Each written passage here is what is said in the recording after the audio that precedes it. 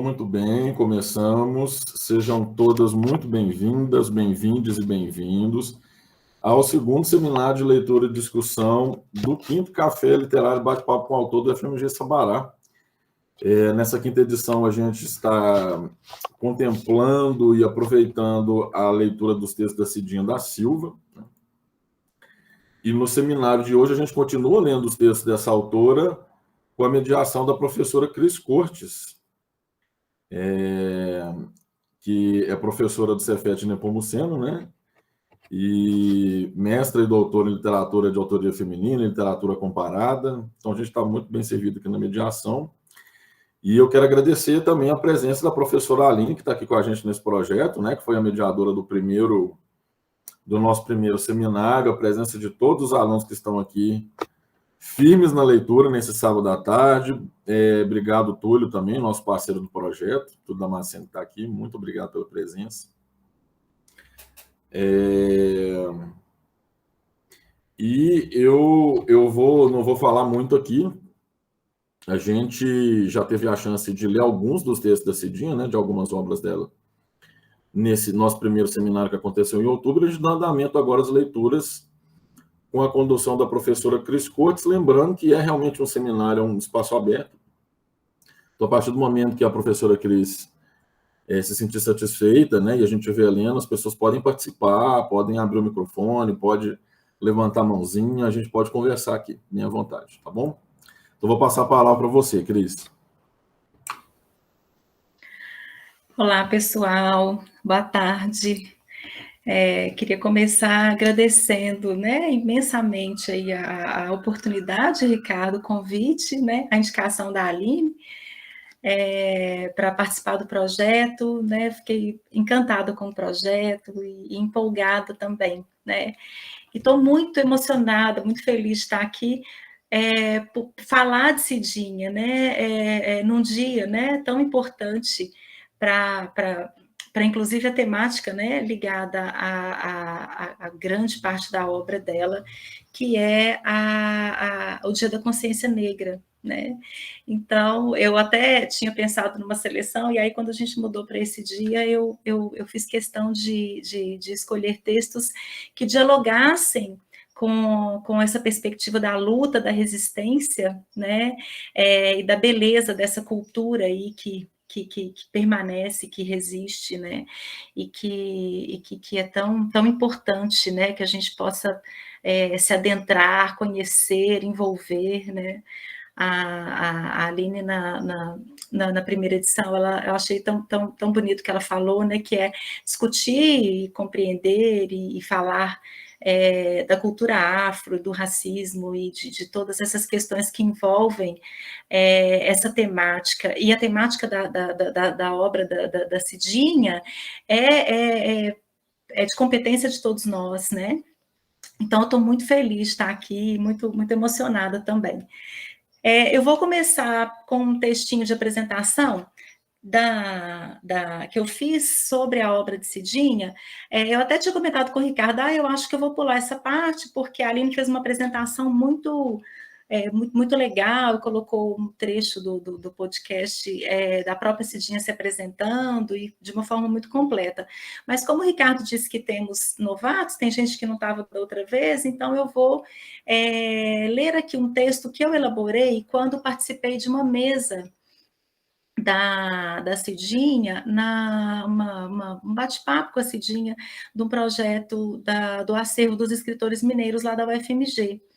Então, eu montei esse texto a partir do Literafro, que é um site em que é um projeto grandioso também da UFMG, que faz parte do grupo de pesquisa que chama NEA, do qual eu faço parte, a Aline também.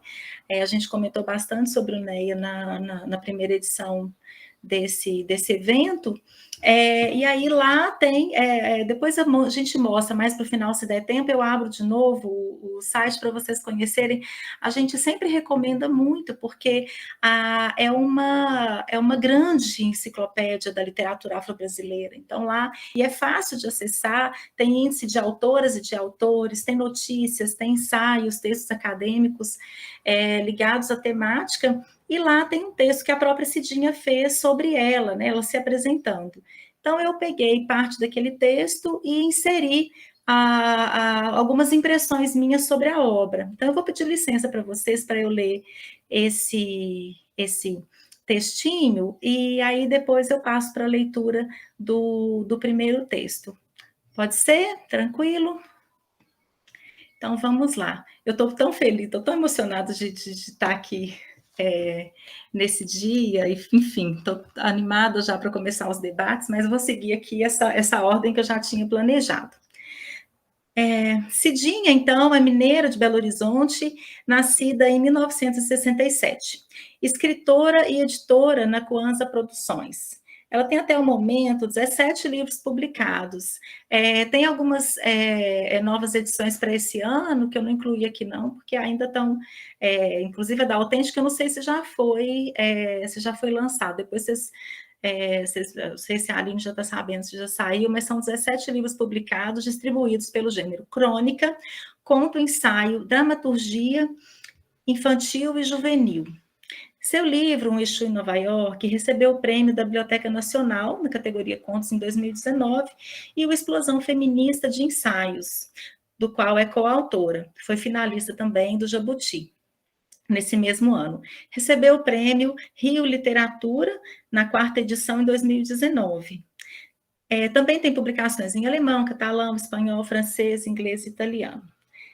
A Cidinha também é autora de peças teatrais, como Sangoma, Saúde às Mulheres Negras, escrita em parceria com a Capulanas, Companhia de Arte Negra, e encenada em 2013. Engravidei, Pari Cavalos e Aprendi a Voar Sem Asas, encenada em 2014, e Os Coloridos, em 2015. Ambas pelo grupo Os Crespos. Essas peças estão reunidas num livro que se chama O Teatro Negro de Cidinha da Silva, publicada pelo selo Aquilombô. Eu devia ter trazido ele e não trouxe, não estou na minha casa, mas é um livro bem interessante, tem um prefácio muito bom também, eu até cito aqui uma parte dele. Então, a autora é graduada em História pela UFMG, doutoranda em Difusão de Conhecimento na Universidade Federal da Bahia, onde pesquisa políticas públicas para o livro, leitura, literatura e bibliotecas na cidade de São Paulo, na perspectiva de africanidades. Contudo, ela considera que Gueledés, o Instituto da Mulher Negra, foi a grande escola da sua vida, o local em que mais a transformou e ofereceu ferramentas para que enfrentasse a vida e produzisse pensamento e literatura. Ela presidiu essa organização bem jovem, no período de 2002 a 2002, tendo sido a presidenta mais jovem da Gueledés. Além das obras referidas, a autora tem presença constante em redes sociais, na imprensa crítica e independente, publicada na internet. É editora da fanpage Cidinha da Silva, escritora do blog cidinhadasilva.blogspot.com.br, colunista dos portais Jornalistas Livres, Diário do Centro do Mundo, e reproduzidos também no portal Gueledés. Além da produção literária, a Cidinha tem outras obras significativas organizadas por ela, para compreender a situação sociopolítica cultural do negro brasileiro na contemporaneidade.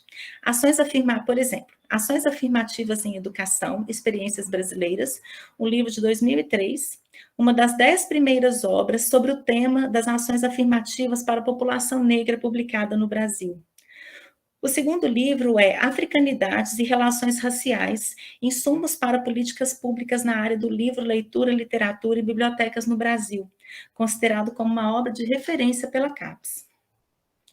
Seu projeto estético, sua literatura, sua palavra escrita, bebe na fonte das africanidades, orixalidades, ancestralidades e da tensão do diálogo entre as tradições africanas, afro-brasileiras, afrodiaspóricas e afro-indígenas.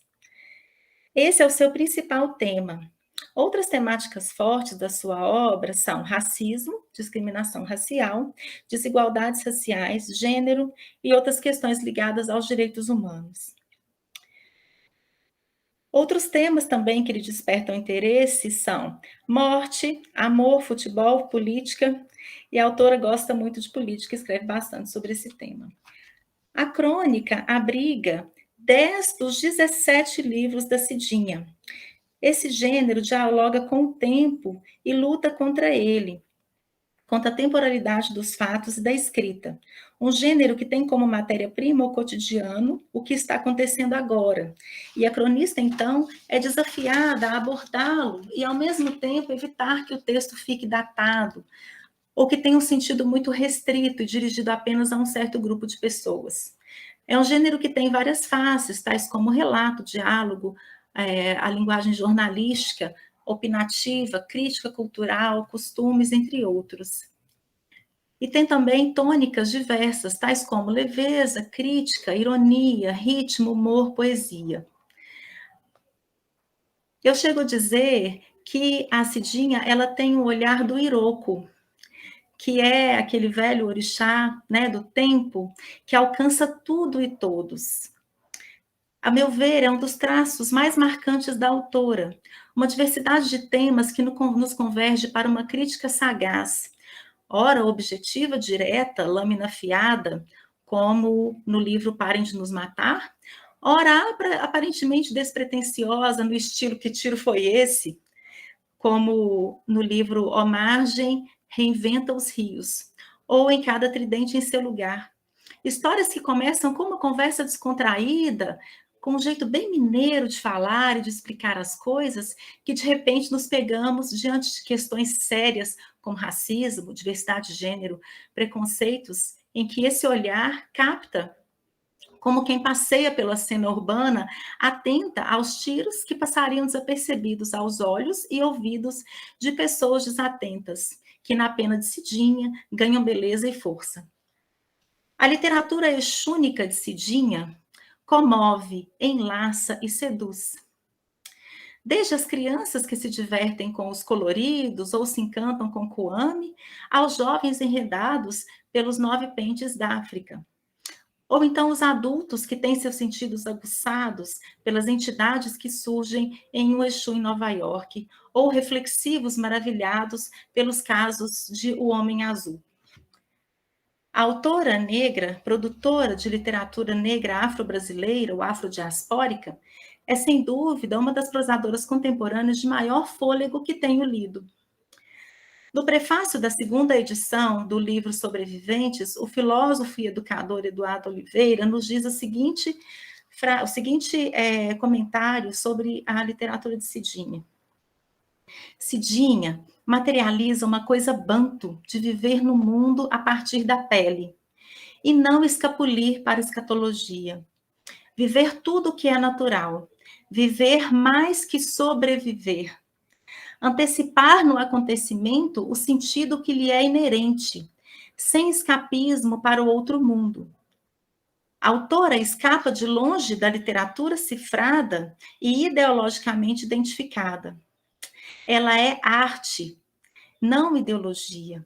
Ela fala como mulher negra, lésbica, seu modo de habitar a vida. Esse é o seu ponto de partida e não de chegada.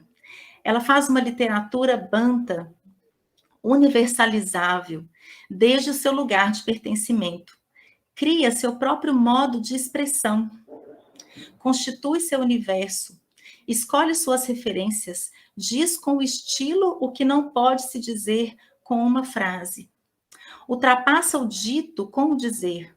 Para mim, isso é literatura. Dizer para além do dito. Intencionalmente ocultar para revelar, revelar ocultando. Nesse jogo, deslinda-se o humano. Tá aí a mensagem, né? O texto, o comentário do Eduardo sobre a Cidinha, que eu acho que é muito pertinente. É uma obra que nos pega realmente, assim, porque ela vai apresentar essa aparente leveza e, de repente, ela nos coloca diante de questões extremamente significativas e profundas, né?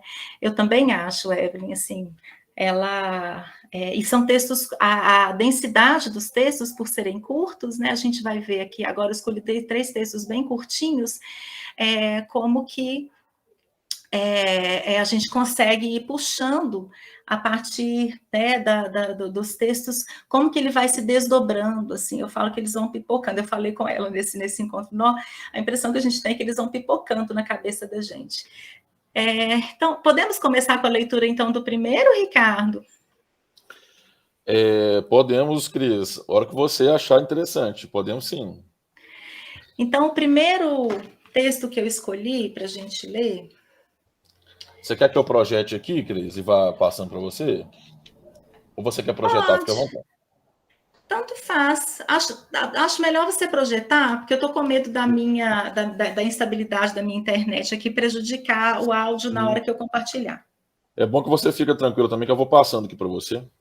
Tá bom. É o velho e a moça. Isso. Ô, pessoal, eu vou só ajustar aqui, vocês me digam se o tamanho do texto tá bom. Vocês que, né, se inscreveram certamente receberam o texto. Eu vou até colocar aqui no grupo de alunos, rapidinho. Tá bom o tamanho, Ricardo. Tá bom para ler, eu não acho tá? que tá bom, sim.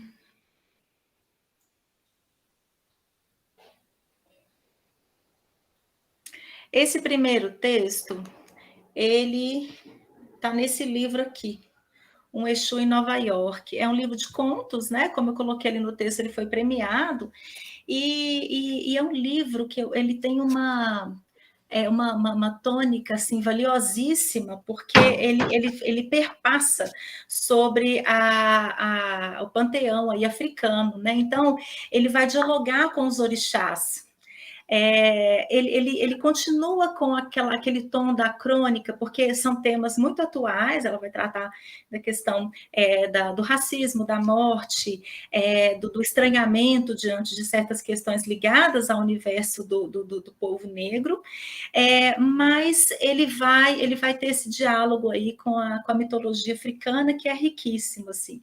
E ela faz isso de uma forma muito perspicaz, porque ao mesmo tempo em que ele se destaca, se destoa do texto propriamente religioso, da questão da concepção dos orixás, ele se aproxima em relação à vivência dos orixás no nosso dia a dia. Então, eu acho isso muito rico. Esse conto, particularmente, ele vai trazer uma questão da metalinguagem, e eu acho muito, muito, muito apropriado para a gente começar bem esse dia 20 de novembro. Então, vamos lá. O velho sorri enquanto ajeita o manto branco e vermelho sobre as espaldas. Não tema, foi virada a página. Tens agora um livro a escrever. Mas por onde devo começar, velho Airá? Indaga a moça, no momento em que afina o corte do facão na pedra. Do corpo vazio, menina. Esvaziar o corpo é uma arte. Demoraste um tempo longo no serviço, agora tens a agulha do tempo novo. A maré dos olhos do velho espoca devagar e umedece os vincos do rosto de bronze. Seu olhar perdido desfalece no facão reluzente. Está chorando, velho Agodô? Não, menina, é a memória das corredeiras que escapa. Sempre à noite, velho Airá? Sim. É o orvalho que brota desse coração cansado. A moça limpa a terra com facão para acender a fogueira e faz nova pergunta. Devo contar o vivido, velho Agodô? Conte o que fizeste dele, minha filha. Isso basta, meu velho. Se basta, não sei. Aviva. Sua corredeira não para, velho Airá? Tem certeza de que está bem? Sim, menina. Água que brota não cessa, mesmo quando cortada. As correntezas são mais velhas do que esta velha montanha em que habitamos. O que brota de mim é a memória das águas. Tão curtinho, né? Eu vou só fazer uns levantamentos aqui do que o texto me suscita, do que bem não professora, tá, gente? Assim, do que a leitura, né? E por que eu trouxe esse conto, mas eu acho que eu prefiro escutar vocês e a gente ir dialogando. Bom, então, esse é um texto que, para mim, dialoga muito com a questão da ancestralidade, né, da memória.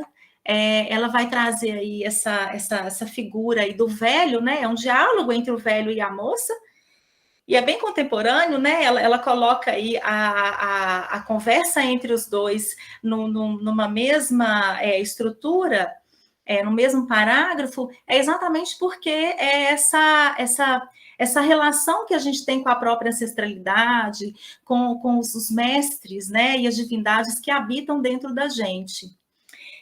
E aí tem umas questões interessantes. Primeiro é a presença aí do velho Airá, né? Que aí a gente está falando dentro do panteão africano da figura de Xangô. Tem uma certa divergência, a gente está falando de uma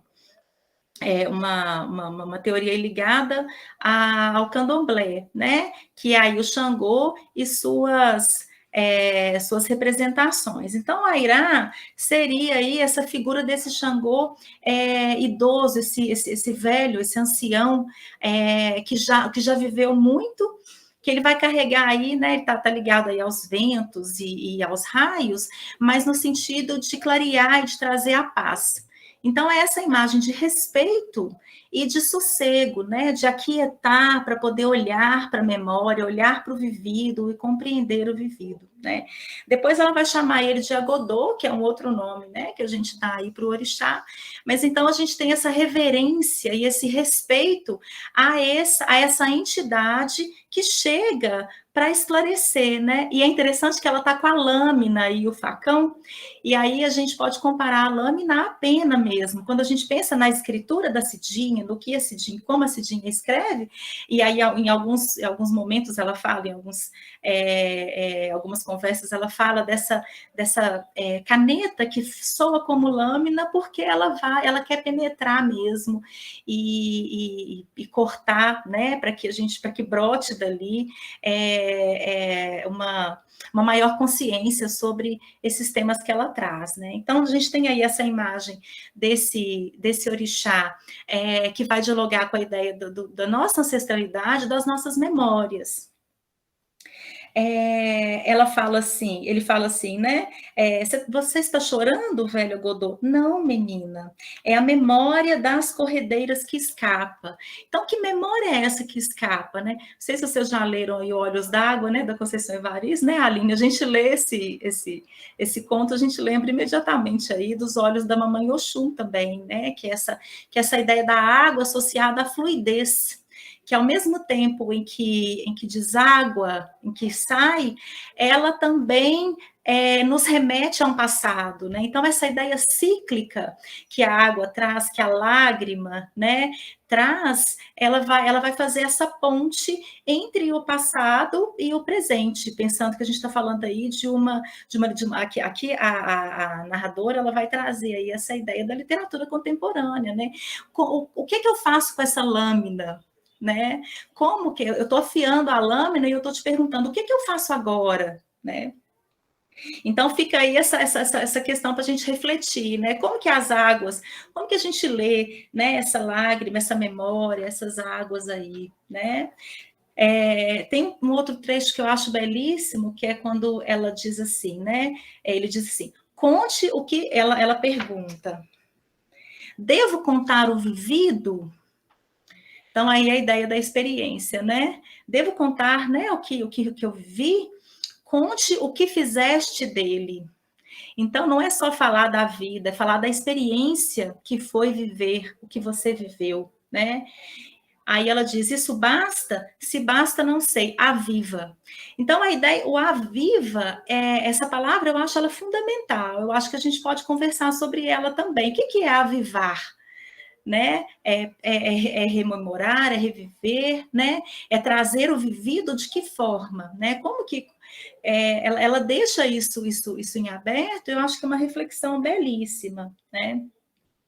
E aí, quando ela diz, tem certeza de que estás bem? Né, para o velho Airá, ele diz, água que brota não cessa, mesmo quando cortada.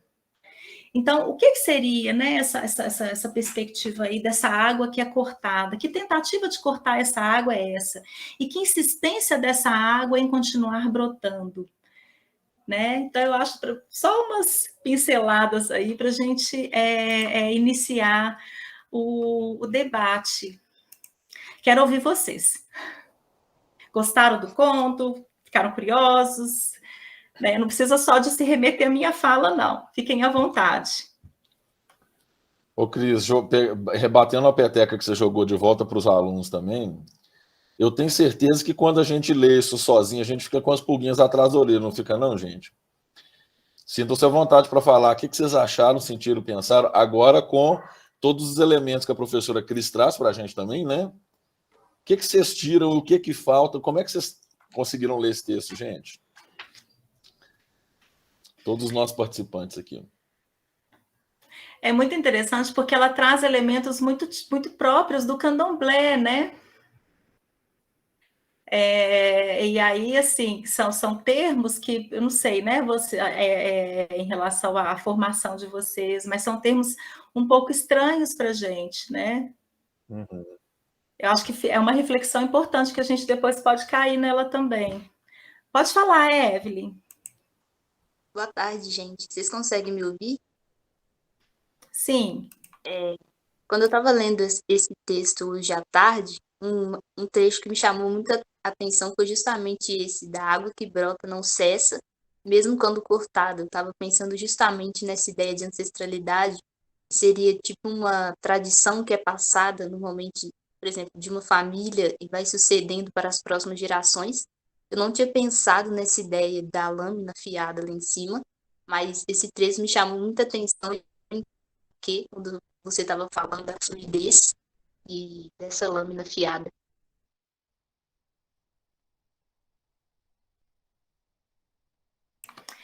Ela traz, Evelyn, muito interessante isso que você está falando, assim, porque ela e aí é um trecho, ela deixa, assim, tá ali no meio do parágrafo, mas já está caminhando para o fim do conto, né? Então, assim, a gente termina o conto com essa perspectiva, assim, nossa, mesmo quando cortada, né, ela não cessa, né? Então, aí ela corta o conto. Então, eu acho isso, assim, do ponto de vista... Aí a chata da professora falando, do ponto de vista narrativo, é uma construção riquíssima, é uma construção muito interessante, né? Porque ela vai deixar a gente nesse vazio aí, né? O que corte é esse, né? E aí você está falando da lâmina e tem a questão do fogo também, né? Porque a moça limpa a terra com o facão para acender a fogueira e faz nova pergunta. Então, o que o fogo aí está representando? É acender, né? Ela, antes dela acender a fogueira, ela faz mais uma pergunta, né? Então, é o diálogo dela com essa ancestralidade, né? São elementos riquíssimos, assim, a lâmina, né? O fogo, a água. Ela está trazendo aí os elementos do assentamento, inclusive de um terreiro, né? Do candomblé, do assentamento dos orixás, elementos da natureza, que aqui simbolicamente vão trazer outros sentidos para a gente.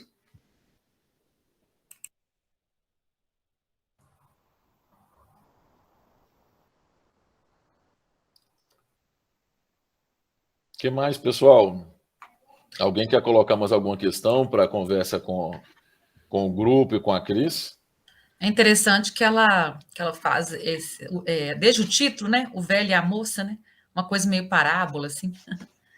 Eu acho bem interessante também. Sim, Aline, legal. Não tinha pensado nisso, ótimo, verdade. Essa coisa da fábula também, né? Dessa conversa, né? Desse diálogo, assim, muito legal. Aproveitando aqui a fala de Aline, gente, é engraçado que a gente teve essa conversa com a Ana Cruz, né, na quinta-feira, e ela relembrou para a gente um sintoma muito ruim que ainda tem que ter superado na nossa cultura brasileira, que foi essa longa demonização da cultura da religião de matriz afro e, por extensão, da cultura. Eu acho que eu acho que até as gerações mais recentes, mas nós que fomos adolescentes na década de 90, né, eu acho que todo mundo aqui, algumas pessoas aqui, como que isso era explícito, né, assim, demonizar as religiões de cultura africana. E quando é engraçado que esse curto diálogo aqui, que você colocou, né, Cris, que é um texto curto, mas assim, o texto é curto, mas eu acho que o projeto, a estrutura, né, é quase épica, assim, é muito longa, né? E colocar em cena essa ancestralidade, né, mostrar essa mitologia que não tem que ser essa europeia que a gente herdou, né, europeia e também meio cristã, é dar voz e é mostrar outra cara, né, é tirar de cena esse aspecto ruim, assim, né, que a gente colocou dessa religião demonizada e botar em cena com outra cara. E é engraçado como que parece que, né, o Cris aponta que parece que é uma própria pergunta sobre a escrita, o que eu vou contar? É quase que uma invocação à musa aqui, né, com outros elementos mitológicos, né? A autora que está perguntando o que eu devo escrever para esse ancião que representa esse saber ancestral, né? Que representa esse saber que resiste, que passa ali por debaixo e depois irrompe, né, como uma correria. E ela pergunta para sobre o que eu devo escrever. É quase que funciona para a escrita aqui dessa contista cronista, né, que é esse limite fino que a gente não sabe separar, sobre o que eu devo escrever. E a fonte do saber dela não podia ser outra, senão da própria cultura, né, de raiz afro.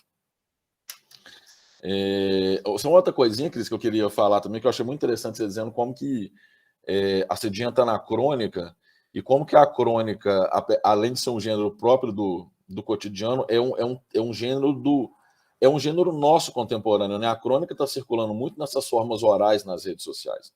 É um gênero muito consumido pela juventude, inclusive nessas redes sociais. E a Cidinha encampa isso na escrita, né? Retoma isso. Eu acho que é um gênero que tem muita força, né, no nosso tempo agora, e ela leva isso adiante, né, também com muita... É isso. O que mais, gente? Vocês querem fazer perguntas também para Cris de algum ponto? Vocês ficaram assim, gente, o que é isso aqui no conto, né? Falem aí. Eu aposto que vocês têm mais questõezinhas. Vamos lá, pessoal. Eu acho que você falou aí, né, dessa questão da escrita, né?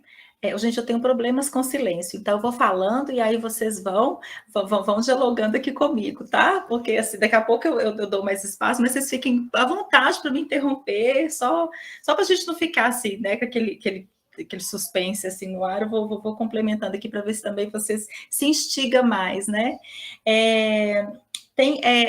O Ricardo fala, né, assim, é isso, né, como eu vou escrever, o que eu devo escrever, né, então, essa questão da metalinguagem que o conto traz, que é muito da crônica também, né, esse elemento aí metalinguístico, que aqui ele vai aparecer, ele não é explícito, mas aqui a gente vê como essa menina, né, essa moça, desfrutando aí da juventude e com esse respeito à ancestralidade, esse respeito à irreverência, né, a quem vem antes, exatamente para marcar esse lugar da escrita como um lugar que representa os meus, né, que representa de onde eu vim e representa a minha memória. Gente, eu estou travando? Estou lenta? Travou um pouquinho, mas eu continuo te ouvindo. Vocês continuam ouvindo, gente? Mas agora voltou. Voltou? Então, eu Voltou. acho que tem essa questão. Não sei se vocês percebem. Ei, Dalila, vocês percebem essa questão da metalinguagem? Não só como o que eu escrevo, e sim de que lugar eu devo escrever, né? Eu acho essa uma sacada assim, muito interessante também, quando ela traz essa questão de que lugar eu escrevo, né? E aí dessa dica aí, né? Basta eu falar do meu vivido? Será que basta, né? E aí ele diz, se basta, não sei, aviva. E essa palavra aviva, eu acho que ela é chave aí para a gente compreender a força desse conto. Porque ela poderia falar assim, basta, não sei, desperta, né? Mas o Aviva, além dele dialogar com essa linguagem ancestral, porque é uma linguagem bem arcaica, é uma palavra, né, arcaica, ela tem a ver com tornar vivo, né? Mais uma vez, essa carga, essa memória, essa ancestralidade está sendo representada nessa palavra, né?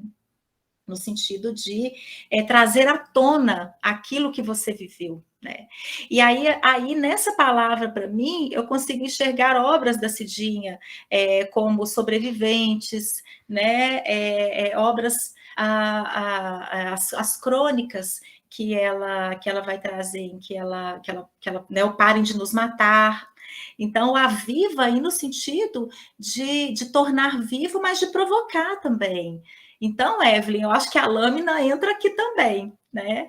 Então, o fogo, a gente poderia ler, a gente poderia entender como esse lugar em que você vai dar luz, que você vai clarear, provocar também, né? Quem segue a Cidinha no Insta, vê lá que ela sempre põe os foguinhos assim, né? As crônicas debaixo dos comentários, quando a gente faz um comentário, ela sempre responde. Então é muito isso, sabe? É muito de pegar fogo nesse sentido, assim, vamos jogar luz nisso que tem que ser vivido, né? Nisso que foi vivido. Então, eu acho que que são símbolos muito importantes aí para a gente compreender, que estão ligados a essa questão de avivar, né? É o fogo que vai tornar claro, que vai iluminar, obviamente, e a lâmina que vai fazer com que essa claridade ela tenha essa profundidade. Pode falar, Evelyn. Eu queria só comentar que quando eu estava lendo esse texto também, duas palavras que me chamaram muita atenção foi Airá e Agudô. Eu não sei porquê, mas quando eu li imediatamente eu já associei a cultura negra e a questão da ancestralidade. Eu achei muito interessante isso. E quando eu estava lendo esse texto, logo de imediato eu lembrei de um livro que eu ganhei da Borrachateoteca uns anos atrás. Se não me engano, o nome era Gente Vestida de Noite, acho que da Suzana Maria. Foi um livro muito importante para mim, porque foi um dos primeiros contatos que eu tive com a questão do racismo e da cor de pele num livro, né? Foi um texto muito importante para mim, porque ele contava a história de um menino que viu chegando no Brasil várias pessoas acorrentadas e amedrontadas. E logo no início do livro ele já cita isso. E eu achei muito importante lembrar desse livro enquanto eu lia não só esse texto, mas os demais textos que estão aí. E é isso. Que ótimo, que interessante, né? Nossa, essa conexão é super importante, né, Evelyn? Eu lembro de uma aula que eu dei há muito tempo atrás numa escola aqui, quando eu morava em Belo Horizonte ainda, em que eu trabalhei aquela música Tiro de Misericórdia do João Bosco e o Panteão Africano, e foi muita novidade para os alunos, e alguns pais, inclusive, reclamaram. Isso foi há mais de 10 anos atrás, a gente estava numa outra época, pegando um pouco o que você está falando e a fala do Ricardo também, né? Então, a Cidinha, ela vai trazer esses elementos da mitologia africana incorporados à experiência das personagens. Então, a gente tem aí uma narradora que vai costurar sem um pedagogismo que, às vezes, acaba tirando um pouco do gosto estético mesmo, da questão do trabalho com a linguagem. Então, eu gosto dela não ser pedagógica, porque faz isso que fez com você, sabe, Evelyn? Vai abrindo esses links na cabeça da gente, nos remetendo a outras experiências, né? O velho Airá, ele tem uma linha direta, está na linha direta de Xangô, e o candomblé aqui no Brasil, ele vai associar essas duas entidades. A mitologia traz o velho Airá como um dos membros da comunidade, né, do reinado de Xangô. Ele não chegou a ser um rei, e ele foi responsável por conduzir Oxalá novamente a sua terra, quando ele ficou preso ali nas terras de Xangô e era muito ressentido com o filho, né, pelo filho ter deixado ele vagando ali muito tempo. E aí é interessante porque o velho Airá, ele é responsável por restaurar a paz no coração de Oxalá, fazer com que o Oxalá amadureça até chegar, até voltar como o Xalufã, né, que aí a imagem dele já ancião, para suas terras. Eu não sou especialista em mitologia africana, gosto muito, então estou falando assim, do que eu leio, do que eu né, tenho estudado. Mas então, então quando ela aciona aí o velho Airá, ela traz essa imagem do ancestral, não só o ancestral, que bom, Marcos, fico feliz. Ela traz aí essa imagem não só do ancestral ligado a essa entidade aí, né, ao Xangô, a linha direta do Xangô, que é esse orixá da justiça, para representar aí essa forma justa de falar sobre o que eu vivi, mas na figura do ancião, que é responsável por instaurar a paz. Então, eu acho que são muitas mensagens bonitas, assim, né? Eu acho que vale a pena falar, porque é isso que o Ricardo disse, assim, né? De como que o conto vai ampliando aí essa concepção que a gente tem desse panteão africano que nos foi negado, né? E da riqueza dele. Então, eu acho muito legal, porque ela não usa o nome Xangô em nenhum momento, né? Ela usa o Agodô, que é que é o nome mesmo que a gente usa para representar o chamamento do Xangô nos terreiros, e o velho Airá, que é essa imagem do Xangô, essa representação do Xangô ali, de Xangô, que vai conduzir Oxalá e vai fazer, tanto é que ele o Airá, o velho Airá, ele é responsável pelos ventos e raios, que é o que limpa e clareia, né? Então, eu acho que tem umas crônicas da Cidinha que vão fazer isso mesmo conosco, né? Tem essa perspectiva desse clarão aí. E aqui ela traz esses nomes de forma que a gente fica... E é lindo, né? Eu acho tão melódico, Airá, velho Airá, acho lindo esse nome. Do ponto de vista estético mesmo, sabe? Da construção do texto, assim. Acho que ela fez uma escolha muito feliz. Acho assim, a gente poderia falar, tem muitos outros elementos, né? A ideia do copo vazio, eu acho muito legal, porque ela fala assim, por onde devo começar?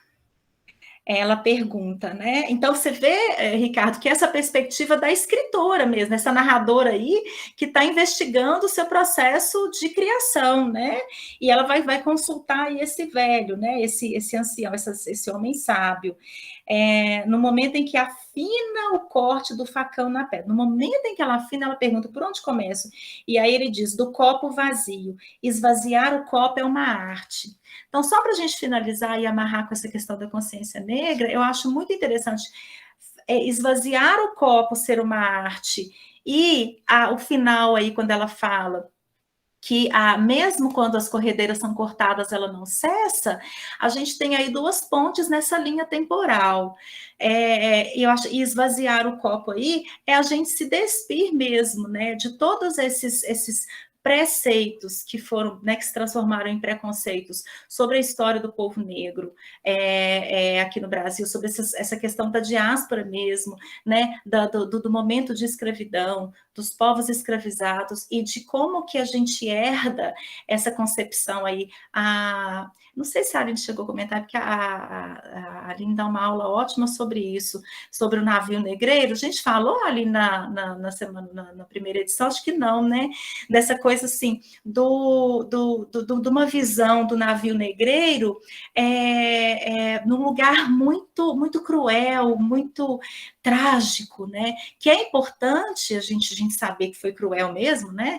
Eu não sou negacionista aqui de dizer que a história está mentindo em hipótese alguma, mas é da gente se esvaziar desse lugar, desse sofrimento absoluto, e a gente poder encher esse copo dessa fluidez, dessa força que tem essa cultura e dessa resistência. Nesse sentido, eu acho que o dia 20 de novembro ele é muito representativo, né? Porque ele é isso, né? É a gente conseguir esvaziar esse copo, né, repleto desse preconceito, dessa visão, às vezes, tão doída e tão sofrida, e também poder enchê-lo com o que foi vivido, né, ao longo desses anos todos, em termos de luta, em termos de resistência, em termos de beleza, né, de uma cultura riquíssima e que foi extremamente importante, inclusive do ponto de vista da civilização brasileira, né, de criação mesmo da nossa cultura. Enfim, então eu queria, assim, eu quis começar o conto, começar o nosso encontro hoje com esse conto para a gente pensar nisso, né, nesse respeito à ancestralidade, na beleza dessa cultura, na riqueza que é, e no sentido de avivá-la, né, e não mortificá-la, né, e não colocá-la ali nessa mortalha, né, enfim. Só para a gente começar aí a conversa. Ô, Cris, quando eu li esse texto, tem um trechinho que eu marquei, e eu acho que, assim, tudo que você falou agora, né, de como que transporta, o que se faz com essa história hoje, né, e é engraçado que nós estamos aqui nesse lugar de aprendizado, né, com pessoas brancas, né, como homens e mulheres brancos, e eu acho que quando a gente conversou que o conto é pequeno, mas olha a quantos lugares esse textinho nos leva. O projeto do texto é muito grande, né? Você vê que é um conto que tem assim tantos aspectos, né? Tantos cenários sobrepostos. E quando eu li esse texto, eu parei várias vezes e voltei nesse trecho aqui, ó. Devo contar o vivido, velha Godot. E ele fala: conte o que fizeste dele, minha filha. Que é quase um momento psicanalítico aqui, né? Que é quase um momento assim. O que você vai arrumar dessas. Né? Não é só contar o vivido, o avivar, né? Quando a palavra dá esse contorno, né, para a experiência, para a história, para tudo, é que essa literatura grandiosa se faz. Nesse textinho desse tamanho, que nos levou para um terreiro, que nos levou para toda uma história, né? O tanto que esse texto provoca na gente, né, a vontade de falar e de amarrar, é muito interessante. É uma literatura muito rica, muito explosiva, essa palavra pode ser meio perigosa, mas é um nível de aprimoramento técnico, né, com a palavra realmente de uma escritora muito amadurecida. Assim. O Marcos lá atrás falou que gostou muito de ler os textos. Você quer fazer algum comentário, Marcos? Você quer falar?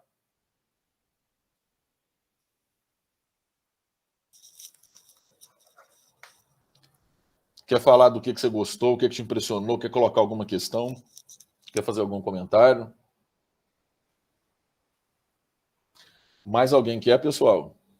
Alguém quer comentar alguma coisa? Quer rebater alguma peteca da Cris? Vocês querem? Dalila também concordou aí, olha. Teve mais, acho que Sofia também, né, que comentou. Júlia, Sofia, né? Muito bacana. Algum trecho que vocês gostaram? Isso. Ou dúvida mesmo, ou não, ou alguma coisa que vocês acharam que destoou, que não foi interessante, podem ficar à vontade. O copo vazio é importante, né? Ô, Cris, a gente não sai daqui hoje sem ler o Vocês Não Estão Me Ouvindo, porque é outro texto que eu acho que ele, né, ele vai assim bem direitinho em várias feridas. E eu acho que a gente tem que pensar em mais seminários, hein? Né, Cris? Assim, muito São legal muitos desdobramentos, né, Ricardo? Mas eu quero muito, é claro que estou brincando, né, gente? Claro que a gente pode ficar aqui conversando sobre, né? Mas não temos obrigatoriamente que ler os 3 textos, né, Cris? Mas eu gostaria muito de te ouvir falar e de ver a discussão também do texto 2, Vocês Não Estão Me Ouvindo, porque eu acho que ele dá muito pano para a manga. Eu ia até passar para ele. Vamos embora, gente, noite adentro. Ai, que bom, Lívia. Tenha um ótimo final de semana. Eu acho que eu queria usar lê-lo na sequência, porque eu quero fazer essa amarração, o Ricardo, com a lâmina afiada, sabe? Então a gente vai ler agora. Vocês não estão me ouvindo? E aí depois, se der tempo, a gente entra no outro lado dos cavalos. Mas então alguém poderia ler? Você quer ler, Aline, Ricardo? Eu estou Posso ler, disponível. vocês que sabem. Ótimo, Aline, eu acho melhor. Ah lá, a Aline é ótima para ler. Vocês não estão me ouvindo? Aconteceu naquela universidade, onde o reitor disse que baiano só conseguia tocar berimbau porque é instrumento monocórdio. Deu um problemão, lembra? Se o besta tivesse dito negro no lugar de baiano, ficava tudo bem. Mas foi infeliz, usou o genérico baiano. Aí os brancos, os intelectuais, os artistas, saíram a campo para se defender e para mostrar, inclusive, que o tal reitor não entendia nada de música. Pois é, era um jantar de encerramento de atividades da Faculdade de Educação e a professora, crente na singeleza do humano, rumou para o restaurante. Ela queria dar aos colegas a chance de interagir à base de bebidas e descontração fora do ambiente acadêmico. Os convivas estavam animados, bastante animados mesmo, quando ela chegou. Professora fulana, alguém gritou. A senhora veio, junte-se aos bons. Ela se sentou na ponta da mesa, fula da vida pela ironia do senhora, pelo grito de anúncio de sua chegada, por ter acreditado que seria diferente. Já haviam feito os pedidos, mas alguém cercava o garçom para atendê-la. A recém-chegada não tinha o que dizer e procurou ouvir as conversas para ambientar. Não foi preciso esforço para inteirar-se do tema. Todos comemoravam o fim das aulas. Aquela chatice de trabalhos finais, alunos querendo negociar o excesso de faltas, outros barrados pela insuficiência de notas, e os exemplos eram inevitáveis. Você não acredita, teve um descarado que justificou a falta. Espera que eu perdi agora. Achei. Perdi. Ricardo, eu estou olhando pelo seu. Você não acredita, teve um descarado que justificou a falta à aula no dia da entrega do último trabalho, que a casa dele alagou com a chuva. Outro professor pergunta, e o talzinho ficou em casa tirando água? Uma professora completa, não, vai ver, a casa dele desabou e ele não entregou o trabalho porque foi soterrado. Risos gerais. Outra professora comenta, séria, é isso que dá abrir a universidade para essa gente. Vocês já repararam no cheiro quando eles se juntam? E o susto de vê-los andando em bandos com aqueles cabelos? Eu, quando vejo um bando deles, tremo, acho que vai ter arrastão. Risos gerais. Não riam, não, é sério. São elementos de alta periculosidade, pelo menos a aparência deles e a dos bandidos é a mesma. Mas o professor está sujeito a tudo, e por essa miséria que a gente ganha. Risos gerais. É um tal de faltar a aula alegando não ter dinheiro para condução. Não tem dinheiro, não entra para a universidade. Vai trabalhar, arranjar dinheiro. Mas não, o que eles querem é mamar nas tetas do Estado. Você falou do cheiro, mas e as roupas? E os chinelinhos? Meu Deus, compram roupa baciada na esquina dos aflitos. Mais risos. A recém-chegada desiste de comer. O que ouve vai direto para o estômago, em brasa. O mesmo professor que havia anunciado sua presença aos gritos, brada outra coisa. Professora, a senhora está entre amigos, não vai beber nada? Comer? Não vai dizer nada? Ela responde firme. Vocês não estão me ouvindo? Cidinha da Silva, do livro Ao Margem, Reinventa os Rios, 2020. Ai, que nojo ler esse texto. É difícil, né? É difícil lê-lo mesmo.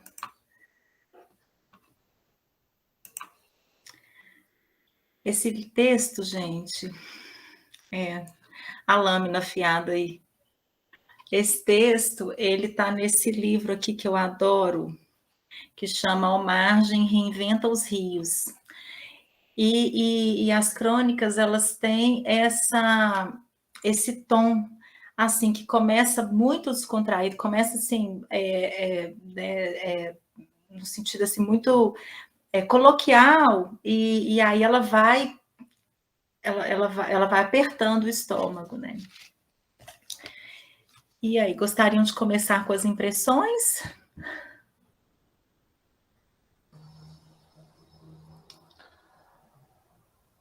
Alunas e alunos aí, esse texto é um texto difícil, pesado, né? Vocês acham inverossímil? Nem um pouco.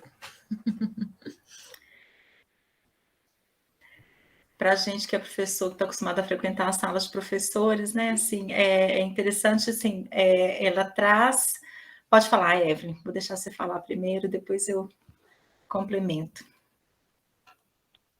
Quando eu estava lendo esse texto, me chamou muita atenção essa questão do baiano, que ultimamente nas redes sociais isso tem intensificado, essa prática do bullying de qualquer coisa assim, chamar a pessoa de baiana numa tentativa de defender. Me chamou muita atenção essa questão dos professores discutindo a questão da vida de outra pessoa, talvez até sem saber. Eu já fui bem próximo de alguns professores, eu sei que em alguns casos, não generalizando, isso realmente acontece, é muito triste, principalmente julgar uma coisa que a pessoa não sabe. Essa questão do preconceito social e de que se não tem dinheiro não tem que estar na faculdade, ou que a pessoa quer mamar nas tetas do governo, isso é ridículo. Eu coloquei aqui no chat ECA, né? ECA. Ô, Cris, você vai responder a Evelyn, eu peço a palavra só uns segundinhos. Pode falar, fica à vontade. Eu acho que, assim, a gente está vendo eu falei muito da década de 90, porque sempre quando eu penso nela, eu me assusto muito, assim, eu acho que os preconceitos, eles estavam aí, assim, essa palavra nem era discutida, né? Preconceito era conversa de jantar, de almoço de domingo, tranquilamente. Mas só uma coisa, quando a gente pensa, falando de professores de universidade, quando a gente pensa em cotas, por exemplo, de políticas afirmativas, tem toda uma parcela grande da classe medinha branca, digamos assim, né, que está aí aos brados, que não devia ter cota. Eu acho que esse texto é uma versão mais dolorosa dessa conversa mais higienizada e perfumada, academicizada, de cota sim, cota não, dá certo, não dá. Né? É quando toda uma outra parcela da população, inclusive da comunidade negra, tem acesso a esses espaços. Isso é o que acontece naqueles bastidores que não aparece na arte, né? Nessa literatura perfumada. Né? Assim, e a Cidinha não vai fazer isso, ela vai mostrar essa outra parte mesmo, essa parte feia dessas discussões que têm que ser colocadas, têm que ser trazidas para a luz, assim, né? A gente tem que desfazer isso mesmo. Assim, tem que ser meio denunciado mesmo. Isso. O Dalila, depois eu queria que, se você tiver assim, né, disposta, a gente falar um pouquinho, porque a Dalila é uma amiga querida lá da UFLA, e ela estudou, o TCC dela é sobre a Parasita, o filme, e que horas ela volta. E aí tem essa coisa da casa alagada, né? Que é tão forte, né? Então, depois você sentir à vontade, quiser comentar com a gente, fazer esse link aí, você fica à vontade. A crônica ela parte, né, dessa aparente, assim, né, desse comentário, e é muito interessante como ela localiza ali, né, uma notícia de jornal mesmo, né, aconteceu naquela universidade. Eu adoro esse tom da Cidinha. A gente encontra em muitos textos, né, aquela história daquele cara, né, então, né, que só falou que baiano só conseguia tocar berimbau. E aí ela já começa a alfinetar logo aí no início, como a Evelyn falou, né? Se o besta tivesse dito negro no lugar de baiano, ficava tudo bem, mas o infeliz usou o genérico baiano. E aí vem a primeira alfinetada. Aí os brancos, os intelectuais, os artistas saíram a campo para se defender e para mostrar que o tal reitor não entendia nada de música.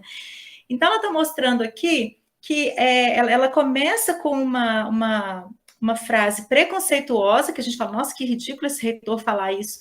E aí depois ela fala assim, ela teve uma repercussão porque ela envolveu uma parcela da sociedade que tem voz, né? Que tem voz, não, que tem escuta. Né, uma parcela da sociedade que, quando reclama, ganha notoriedade, ganha notabilidade. Então, então a gente fala assim, tudo bem, é verdade, é interessante essa crítica, né, e tal.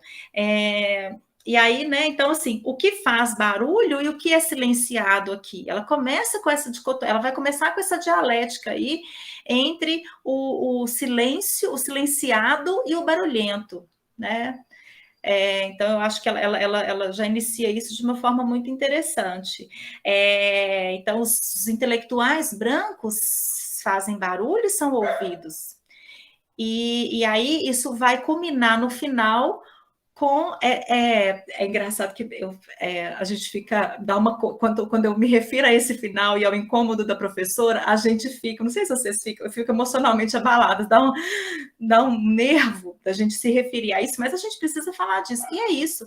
E a professora ali dentro, né, naquele contexto, ali, naquela confraternização, a situação da professora é o exemplo que ela traz aqui no primeiro parágrafo, mostrando aquilo que o Ricardo disse, que é um projeto literário, um projeto estético muito bem feito, muito bem construído. Você vê que ela, né, na entrevista que eu fiz com ela, ela falou assim, meus textos não saem assim de uma hora para outra, não, né? Eu vou costurando e tecendo, colocando e mudando uma palavra, e isso está muito claro, né, nesses textos que a gente lê, né? O que mais, pessoal? Então, eu acho assim, né, esse desdobramento aí, esse desfecho ligado a essa introdução, é importante a gente pensar, e nessa relação aí entre o silêncio entre os barulhentos e os silenciados, né? Estou puxando aí sardinha para minha tese, mas assim, é isso, né? Pode falar, Evelyn. Concordo com o que você disse, e quando eu estava relendo o texto aqui na tela do Ricardo, um trecho que também me chamou muita atenção é quando o autor escreve: eu, quando vejo um bando deles, tremo, acho que vai ter arrastão. E aí todo mundo começa a rir. Ontem, quando eu estava vendo o Jornal Nacional, eu vi um caso de um produtor de eventos, eu não me recordo o nome, nem onde foi que aconteceu, mas por ser negro, ele sofreu racismo, porque ele estava dentro de uma loja, e aí acho que o guarda municipal aborda ele, referindo a ele porque, segundo o policial, ele saiu muito rápido da loja sem comprar nada. E aí ele tem que fazer uma live numa rede social para mostrar o rosto daqueles policiais, para tentar provar que ele não estava fazendo aquilo. E quando o repórter, não me recordo também, estava conversando com ele, ele disse que até a nota fiscal do celular ele guarda no celular, a foto, né? Tudo que ele compra, inclusive o almoço que ele tinha feito com uma amiga, ele guarda a nota fiscal na carteira, para, se caso acontecer esse tipo de abordagem, ele ter como provar que ele não fez nada de errado. Ele falou, inclusive, que ele tem medo de correr na rua. E aí esse trecho me lembrou bastante isso, essa questão de o negro é sempre visto como suspeito e tudo que o negro faz é suspeito. Às vezes ele pode não estar fazendo nada, mas já é suspeito.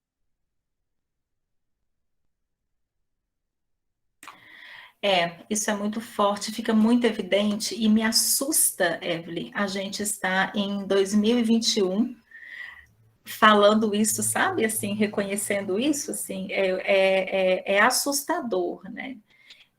Você pensar que isso ainda é assim, né? Você está falando de uma notícia, não é do início do século passado, não, né? Em qualquer momento isso seria assustador, mas depois de tanta, né, de tanta discussão sobre os direitos humanos, a gente ainda tem que passar por isso, assim, o sentimento é de inconformismo mesmo, né? E eu acho assustador. Eu vou ler o comentário da Ana. A parte de um tal de faltar a aula alegando não ter dinheiro para a condução, não tem dinheiro, não entra para a universidade, vai trabalhar, arranjar dinheiro, chamou minha atenção. Muitas vezes a parcela mais favorecida fecha os olhos, prefere não ver tudo que engloba. O não ter dinheiro para passagem, não ter acesso à educação. Pois é, no próxima crônica, se tiver tempo, a gente vai voltar com essa questão do dinheiro para passagem.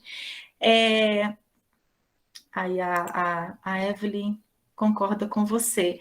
E mostra, e aí isso que vocês estão falando tem a ver com o que o Ricardo falou também, que escancara uma fala de uma parcela privilegiada da sociedade que está pouco se fudendo, com a licença aqui da minha expressão, para essas dificuldades, né? Assim, é o fato de não conceber a falta de alteridade aí, eu acho essa palavra muito adequada nesse sentido, porque a alteridade é você se colocar no lugar do outro, né? Conseguir perceber o olhar e o lugar em que o outro diz, né? Então, então, aqui, e aí eu vou aproveitar aí essa deixa da Ana e entrar numa questão da construção do texto, que eu acho muito interessante, porque ela fala, pois Era um jantar de encerramento de atividades da faculdade e a professora, crente na singeleza do humano, rumou para o restaurante.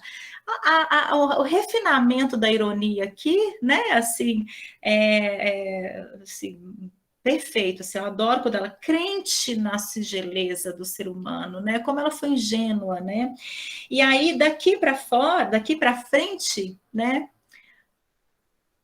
obrigada pela presença, Aline, sempre bom te ver, até amanhã, um beijo. Eu adoro estar com a Aline nesses momentos, assim, porque é uma parceira querida, enfim. Obrigada, tchau, tchau. Eu acho muito legal, gente, porque olha só, aqui ela vai, né? Então, ela queria dar aos colegas a chance de interagir. Então, ela foi achando que ela, e aí é importante essa informação que eu vou dar, uma professora universitária, né? Ela estaria ali como os demais colegas professores universitários. E aí, a partir desse terceiro parágrafo, a gente chega a tensão.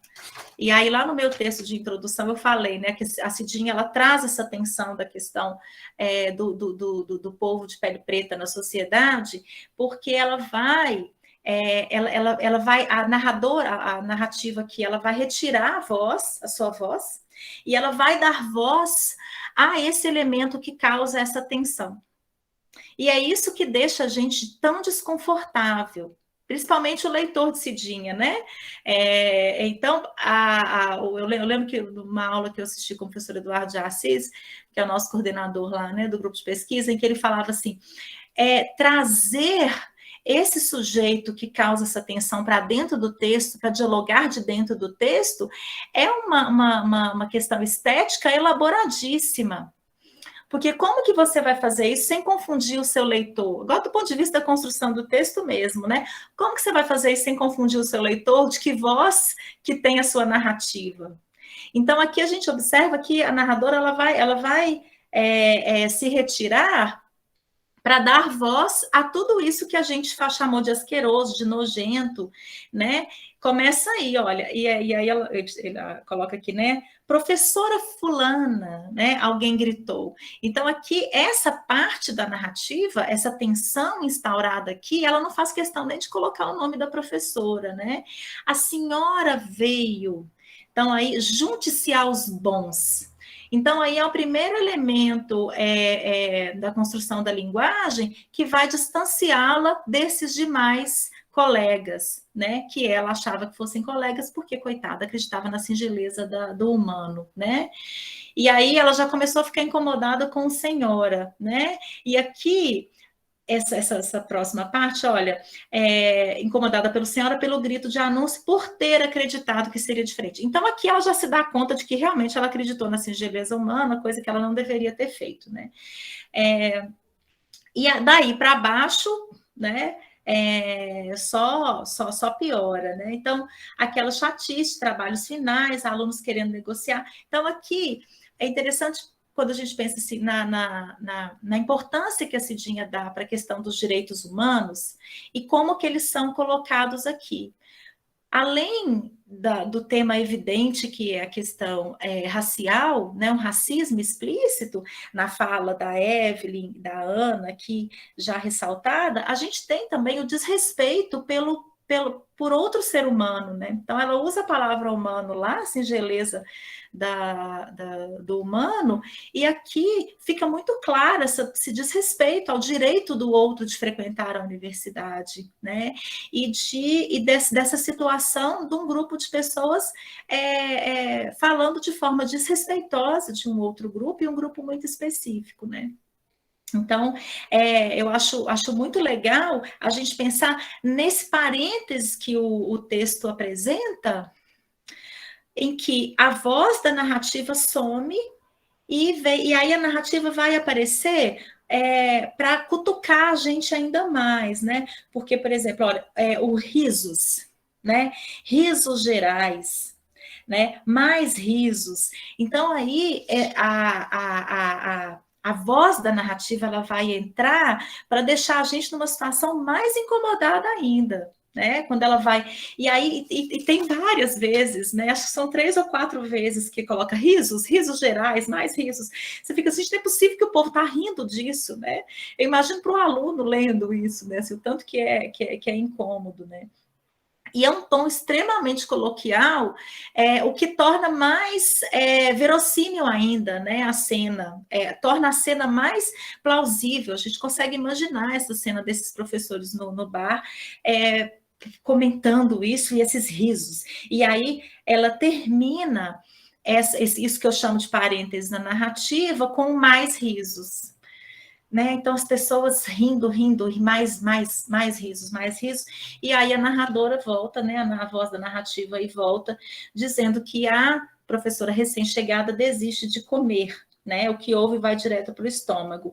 E aí, né, professora, a senhora está entre amigos. Então a voz, essa ironia, que essa lâmina afiada, né, lá do outro texto, ela aparece aqui nesses momentos, né?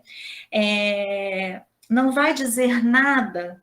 E aí ela responde firme. E aí é muito interessante porque ela diz: vocês não estão me ouvindo. Ela não diz assim, vocês não me ouviram. Ela não justifica, né? Ela diz, vocês não estão me ouvindo. Então, esse me aí, essa primeira pessoa, ela carrega um coletivo, né? Que está muito dentro dos aspectos da literatura afro-brasileira, né? Que a gente estuda, porque ela está falando, olha só, né? O que eu vou falar? Eu estou falando, né? Eu estou aqui, né? Vocês é que não estão me ouvindo. Então, aqui efetiva aquilo que eu disse que está lá no primeiro parágrafo, que é essa dialética, esse diálogo que o texto vai estabelecer entre o tagarela e o silenciado. Né, que ele é visto aqui como silencioso, porque ela diz, você não vai falar, o colega pergunta, você não vai falar nada? Na verdade, ela está falando, né? Eles é que não ouvem. Então, aí, essa tensão aí entre o silencioso e o silenciado, que o conto, que a crônica traz, eu acho excelente também para a gente poder pensar, né? Pronto. E aí? Agora é a vez de vocês, vamos lá. A Evelyn está falando, esses textos me lembram muito o trecho da Carolina. Sim, eu vou encerrar os meus comentários fazendo esse link aí, Evelyn, com a Carol, nossa amiga Carol. O que mais, gente? Evelyn, se quiser falar, pode falar. Mais alguém, gente? Mais algum participante? Quer comentar, fazer outras perguntas? Pode falar, Evelyn. Nessa última frase aí, quando ela pergunta, vocês não estão me ouvindo? Quando eu estava lendo o texto, eu pensei logo de cara, não sei se todo mundo tem essa mania, mas quando eu estou lendo um texto, tem essa mania de tentar adivinhar o que o escritor vai escrever, as próximas palavras, enfim. Eu pensei que ela fosse escrever algo tipo, vocês não são meus amigos, alguma coisa do tipo. E eu fui surpreendida com essa pergunta, e eu fiquei pensando muito sobre isso, sobre essa questão que a Cris falou de ser silenciado, tagarela. E aí eu pensei muito sobre essa frase, porque eu imaginei que ela queria dizer que, eu estou aqui, eu represento tudo que as pessoas que já passaram pela minha vida, questão da ancestralidade, e mesmo assim, vocês estão me vendo aqui e não são capazes de ver ou de sentir isso. Eu pensei muito nisso, não só a questão do ouvir em si, mas de reconhecer a ancestralidade, de respeitar. E hoje eu estava vendo televisão, eu não sei em qual programa eu li, mas eu lembrei, foi no... Como é que é? Aí fugiu o nome do programa agora, mas é aqui de Minas, da Globo de Minas, e eles estavam tratando justamente essa questão da consciência negra, é um programa que fala muito das favelas, e aí o repórter falou que as pessoas só respeitam aquilo que elas conhecem, né? E é justamente isso, se reconhecesse a ancestralidade dela, se colocasse no lugar dela, na pele dela, literalmente, talvez a posição deles seriam outras, né? Ela não precisaria nem dizer nada. Perfeito. Tá bom, Gustavo, obrigada. Ô, Cris, eu quero só sublinhar essa frase aí da Evelyn, né? A gente só respeita o que conhece.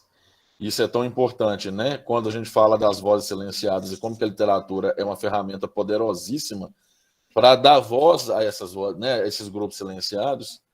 justamente para se tornarem conhecidos, para ganharem outro aspecto, né?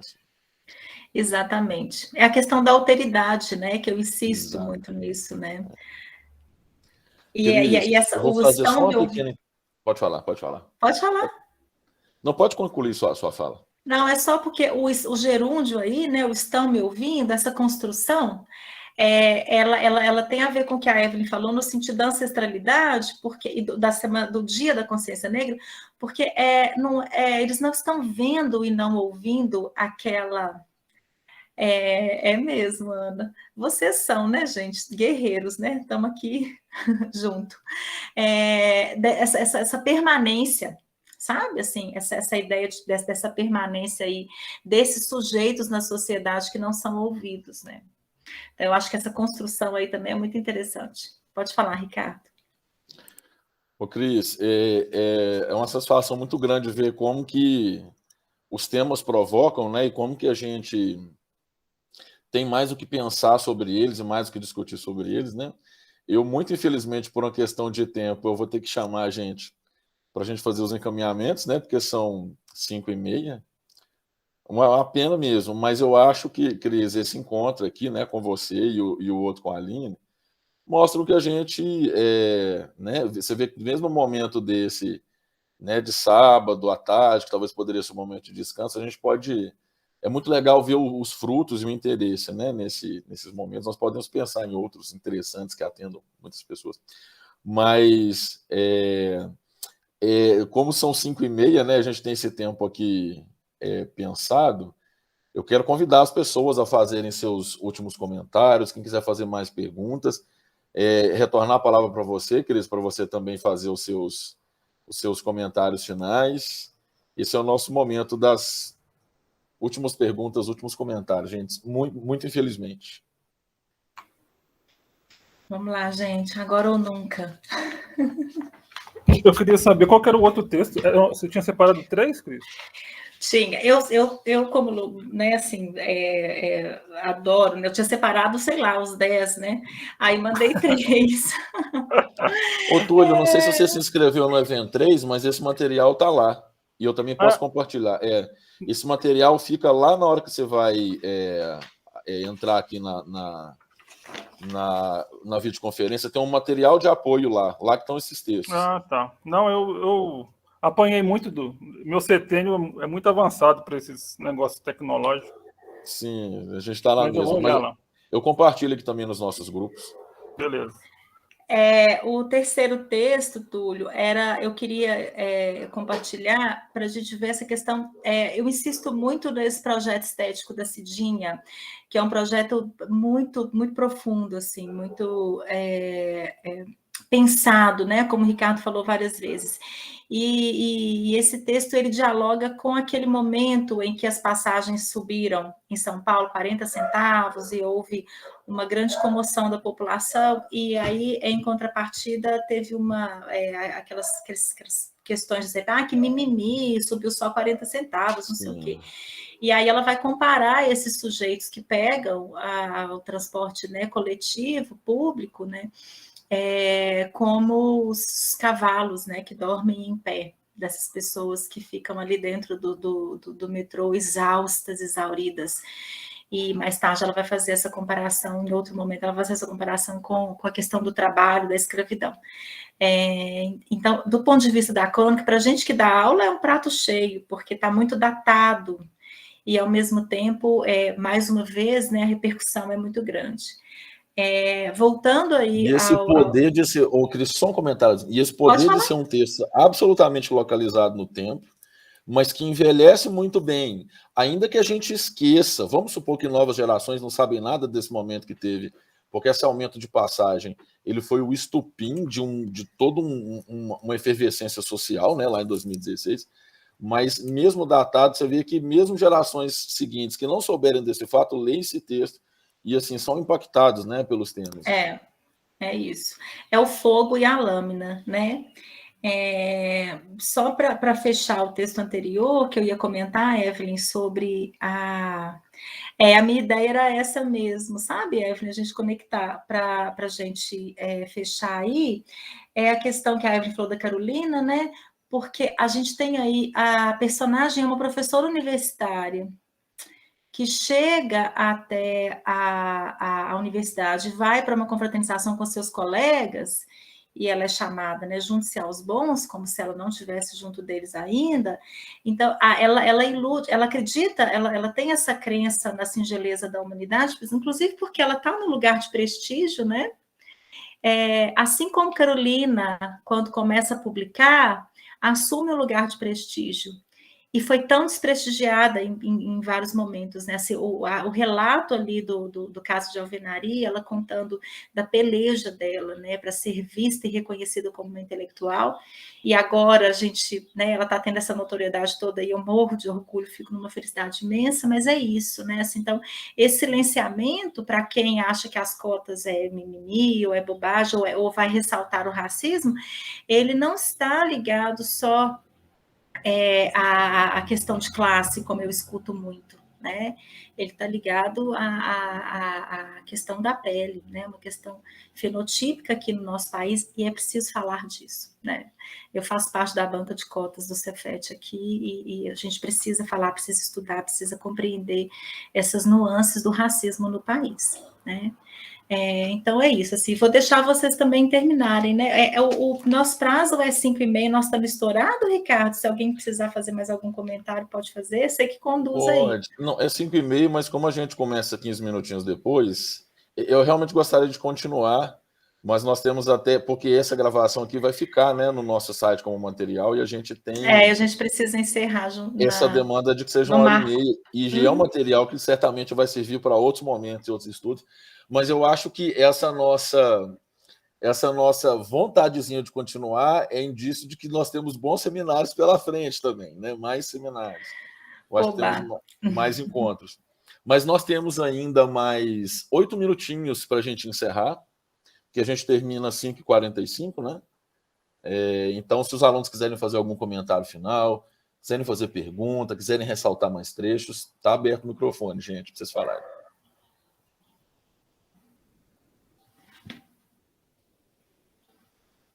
Fale, Evelyn. Eu queria fazer só um comentário breve, para não me alongar muito. Esse terceiro trecho, se eu não me engano, ele fala sobre as pessoas que estavam no transporte coletivo, aí ela faz uma analogia aos animais que estão sacolejando dentro de um veículo para ir para o abate, e acho que logo em seguida ela fala justamente que as pessoas acordam cansadas, vão dormir cansadas, e eu consegui conectar muito essa questão do cansaço aos animais indo para o abate, e essa questão dos 40 centavos, né, que faz muita diferença, porque normalmente, principalmente a pessoa que é pobre e mora na periferia, ela não pega só um ônibus, ou melhor, ela não pega só 2 ônibus, por exemplo, um para ir, um para voltar. Às vezes ela tem que pegar um metrô, ou pegar um táxi, ou outro veículo, e às vezes 40 centavos vai fazer muita diferença. Às vezes para comprar uma carne, para pagar uma conta de luz, de internet, e aí, por exemplo, a pessoa está dentro do ônibus, e aí ela vai para o trabalho cansada, e aí ela tem a notícia de que vai aumentar 40 centavos, suponhamos que a pessoa trabalha naquela escola do segundo texto, e aí ela tem que escutar no trabalho falas tão preconceituosas, e aí remete ao primeiro texto da questão da ancestralidade, do respeito, da lâmina, da água. É muito louco essa junção desses 3 textos. Louco no bom sentido, né? Ai, que emoção você falar. Que linda. É isso mesmo. A ideia era a gente fazer essa conexão mesmo, assim, dessas pessoas indo para o abate, desses quadrúpedes que ela fala indo para o abate, e essa população frequentando a universidade com os professores abatendo aí a subjetividade, a identidade dessas pessoas. A ideia era essa, Evelyn. Obrigada. Eu que agradeço. Mais alguém, gente? Alguma pergunta, algum comentário final?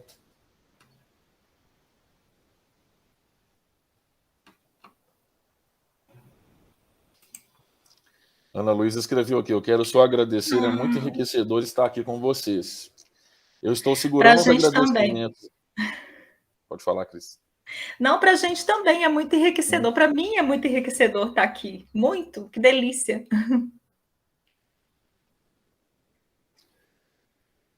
Uma narrativa da Lila. Já te respondo, Evelyn. Vocês me ouvem bem? Sim. Nós estamos te ouvindo, né? Vocês estão me ouvindo? Nós estamos te ouvindo, Dali.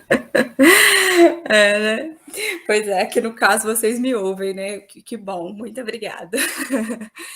Então, é só para, né, amarrar rapidinho, né, tudo, porque tinha muita coisa para falar, enfim, mas o tempo é curto, né, a gente poderia ficar muito tempo. Mas, realmente, o primeiro texto, essa questão do copo vazio, né, do esvaziar o copo, eu achei muito interessante, porque tem essa perspectiva que para as pessoas pretas, para as pessoas pobres, a gente está sempre nesse exercício de esvaziar uma coisa que a gente não construiu para ter uma narrativa própria, né? Então, é o movimento mesmo de encher o copo, mas encher o copo, né, numa posição de fala, numa posição que a gente pode contar a história que é verídica. Por isso traz também muito Conceição, né, que eu vou puxar um fiozinho que eu gosto demais dela, amo a autora, e ela traz sempre essa questão da escrevivência, né? E isso tem que ser posto, tem que ser colocado. Eu uso no meu TCC essa importância da narrativa própria, da gente ter esse espaço para contar as nossas histórias, né? Então, quando no primeiro texto vem aquele questionamento, né? O que falar, como falar, né? Se eu devo falar, sim, a gente precisa falar, a gente precisa colocar. E a gente precisa mais que tudo avivar, né? E uma outra questão também, que a Cris comentou do meu TCC, do Parasita, só para não me estender muito, coincide muito com o segundo texto, o Parasita, para quem não viu um filme sul-coreano, né? E até o Que Horas Ela Volta também tem um link muito interessante, com o segundo texto, mas o Parasita porque mostra muito esses dois mundos, né? É uma família extremamente rica, com uma família extremamente pobre, são polos, né? Mostra a face de uma cidade dividida, né? E de duas realidades muito distintas. Então, o que é importante para um não é importante para outro, essa questão do valor está bem às claras mesmo. E eu trago Bourdieu também, né? E Bourdieu fala muito dessa questão da escolarização, né? Desse acesso ao ensino, e não somente o acesso, mas as condições para acessar e para se manter dentro desse ensino, que cai também muito no segundo texto. Né? Então, o que a gente ofertar oportunidades se a gente não oferta condições para as pessoas estarem nesse meio, né? Então, no Que Horas Ela Volta também traz muito essa questão desse acesso à universidade, né, dessa luta que é para as pessoas entrarem na universidade, seja por cotas ou não, né? Mas mais do que isso, é a luta para permanecer nesses espaços, para ser reconhecido nesses espaços, né, para se sentir pertencentes. Uma coisa é entrar, outra é conseguir viver, né, e conseguir concluir todo o processo. Então, só para trazer tudo, é basicamente isso, de uma forma bem rápida e bem resumida. Muito obrigada, foi ótimo o encontro, muito enriquecedor, e eu tento aproveitar todas as oportunidades, porque eu venho de escola pública, considero ter um acesso tardio à literatura, principalmente a literatura negra, porque eu não tive nenhum contato na minha adolescência, né, quando criança, nenhum contato na escola, nenhum contato para além disso. Então, agora eu me sinto muito, muito feliz, muito contemplada, muito realizada, principalmente representada. Então, esses momentos têm que continuar acontecendo, a gente precisa ter voz, né? A gente precisa cada vez mais ocupar os espaços que são nossos, né? São de todos. Muito obrigada. Obrigada, Dalila, querida, sempre tão companheira. Obrigada. Obrigada, gente. Nossa, foi muito bom. Também quero agradecer a fala da Dalila, assim, gente. Eu acho que ela falando do Bourdieu, né? Eu lembrei na hora esse texto da Cidinha, dos professores, é a cara do excluído do interior, né? Aquela coisa de vamos incluir, mas é uma inclusão falha, né? Que não atende, que não suporta em muitos momentos. Gente, eu realmente, assim, o desejo é muito grande continuar. A fala da Dalila tá... Dalila, você não está me ajudando, porque a vontade é de continuar, né? Você provocou demais a vontade de continuar essa conversa. Vamos marcar uma outra coisa. Quero te ouvir falar mais, a gente conversar mais. Pessoal, com muita dor no coração, por uma questão de tempo, que eu vou encaminhar para o encerramento, E, assim, à medida que eu escuto vocês falarem, a professora, os participantes todos, os alunos aqui colocando no chat, a Evelyn se manifestando, eu vou notando coisinhas aqui que eu chego realmente à conclusão de que o nosso papo continua, né? Ele precisa continuar. Gente, eu vou fazer uns agradecimentos aqui. O primeiro deles é aos alunos e os membros da comunidade, os participantes que estão aqui, né, levando adiante a nossa conversa, a leitura. Muito obrigado mesmo a todas as alunas que estão aqui, os alunos que estão aqui. Eu acredito muito que os efeitos desses nossos encontros, eles não são só para a gente vai disseminando, né? A gente vai contaminando as pessoas, assim, de uma maneira bem positiva com o que a gente faz aqui. Então, acho que é um trabalho que se multiplica. Então, muito obrigado aos alunos que estão aqui. Agradecer demais a professora Cris Cortes. Ô, Cris, eu não faço introduções muito formais, né? São estilo Lattes. Apresentei a Aline e vocês como professoras, que são especialistas justamente para criar isso. Acho que um pouco por causa da minha caipireza também, mas até para a gente criar esse ambiente descontraído. A professora Cris, né? Uma estudiosa desses assuntos que está discutindo, como vocês podem perceber com muita facilidade. A professora Aline também. Então, agradeço demais vocês pela parceria, né? Quero agradecer muito a parceria da Borracha Leoteca na figura do Túlio Damasceno aqui. Ô, Túlio, quando a Evelyn fala, porque eu li um livro que eu ganhei da Borracha Leoteca, e quando a Dalila fala assim, eu tive acesso à literatura tardiamente, eu acho que muita gente aqui se sente representado, né? A quantidade de alunos que chegam à nossa escola, que quando a gente está tratando de poesia, fala assim, porque teve um trabalho da Borracha Leoteca, porque a gente estava lendo os poemas da Alzira Umbelino. A quantidade de vezes que eu escuto, porque teve um livro ou uma atividade da Borracha Leoteca na nossa escola, é muito grande. Então, assim, eu fico muito feliz mesmo de coração de ver esse encontro de trabalhos, porque eu acho que a gente fica satisfeito, né, Dalila, agora eu acho que tem um pouco, quem sabe, tem um pouco mais de acesso, né, para os alunos, para a gente, viu, Túlio? Então, muito obrigado pela parceria. Que é sempre contínuo aí, fico muito feliz mesmo. Gente, esses 2 seminários foram seminários para encontrar e discutir os textos da Cidinha. Lá em fevereiro nós vamos encontrar com a Cidinha para conversar. E que bom que, olha só, a gente vai chegar lá bem preparado, vocês não acham, depois desses seminários? Né? A gente continua a leitura. Tenho certeza que nós vamos aproveitar a presença da Cidinha muito com esses seminários. A data final do encontro com a Cidinha em fevereiro vai ser divulgada em breve. E fiquem atentinhos às redes do café. Eu vou colocar até aqui o arroba do café o arroba do café no Instagram, porque lá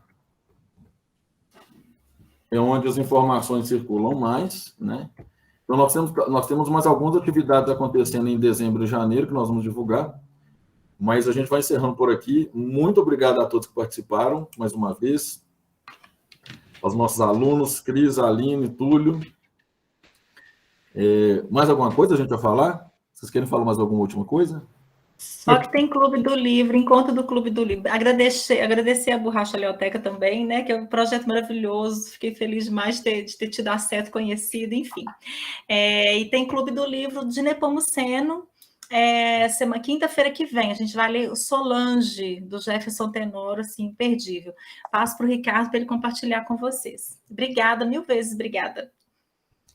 Muito obrigado de novo, Cris. Túlio, você queria falar? Não, é só para, mais uma vez, agradecer, né, que essa parceria, né, com o Café continue, da Borracha e tudo, e falar que a Evelyn está no nosso livro, né, no Imagens Textuais de Sabará.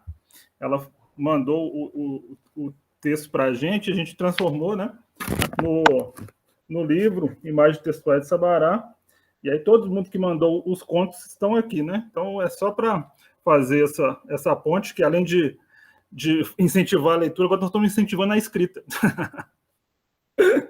É isso. Queremos uns exemplares desse aí lá para a biblioteca. Em breve a gente conversa sobre isso, tudo. Não, claro, deixa comigo. Beleza. Ótimo. Pessoal, então, mais uma vez, muito obrigado, um abraço a todos, bom sábado, bom descanso. Parabéns, Evelyn. Sim, Dalila, muito obrigado também pela sua fala, espero que a gente se reencontre. Vou pedir, Cris, para passar contato, até para a gente divulgar os nossos, né, os nossos próximos bate-papos, encontros, viu? E é isso, pessoal, então tá bom. Eu tô com dó de apagar a luz. Mais alguma coisa? A Tá gente cheio? fica com dificuldade, Eu tô né? com dó, tá cheio de texto subindo aqui, ó. Isso, dali. Ai, ai, muito É, bom. então tá. Então tá bom, gente. Vamos terminar com o nosso papo. Valeu, Continua, gente. porque tem mais coisa pela frente, tá bom? Um Fica para beijo. pensar. Beijos. Um beijo grande para todos. Bom sábado, bom descanso e até a próxima. Tchau, gente.